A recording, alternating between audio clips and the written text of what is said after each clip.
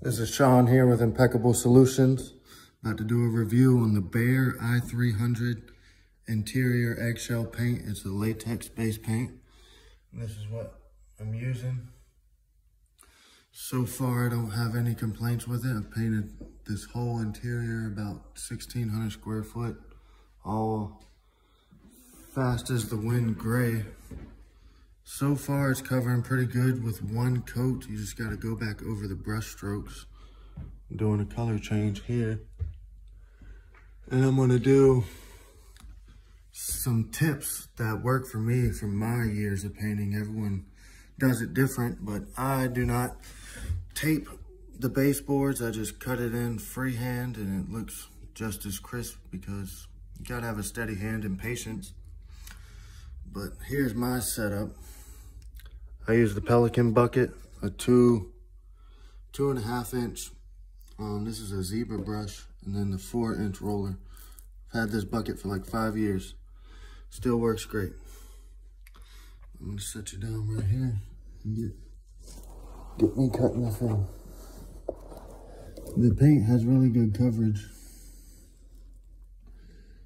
And one tip about painting, you want the paint to get in the middle of the brush, not on the side. I wipe the sides off, get the paint inside the middle of the brush. You want to soak up as much paint as you can in the brush. And then I dab the extra off right there so it don't glob up when I'm cutting in, and then slowly pull it into the baseboard. And there you go. Make sure you don't leave no big glops, runs, or brush marks. And it's just about patience. Make sure you don't have too much paint on your brush when you're cutting it in close. I always like to do that.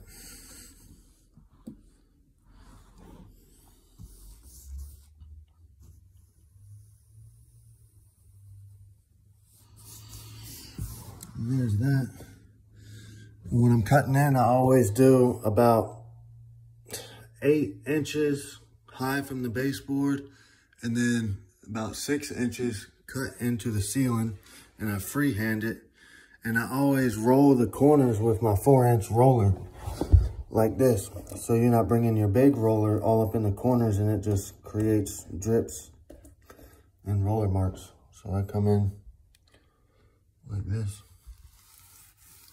As part of my cut in, I cut in the corners with the 4-inch roller. So when you come in with the big roller, you don't have to worry about the corner.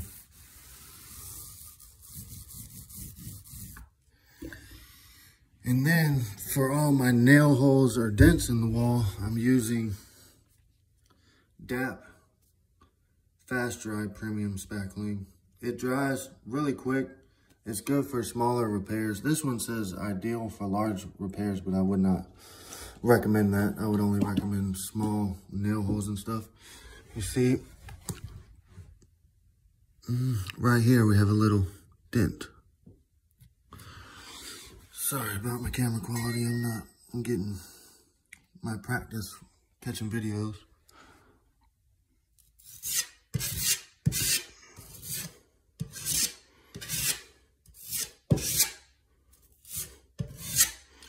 I like to make sure it's filled in really good.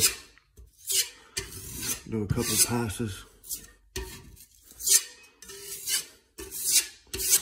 And if it's like a bigger dent, I like to leave a bunch over top of it so I can sand it where I want it.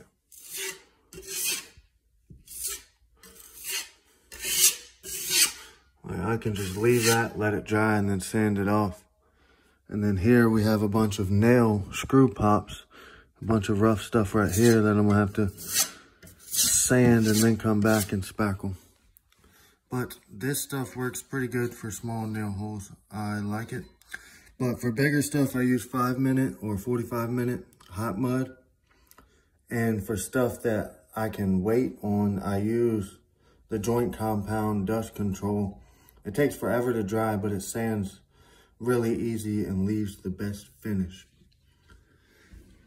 And here's some that are drying.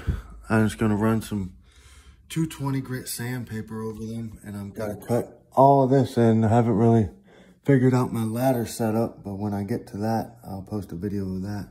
I'm using an 18-inch Worcester roller and roller cover. I love the big roller. If you're painting anything bigger than a normal size wall, the 18-inch roller works great. But I'll be back in a minute with more information.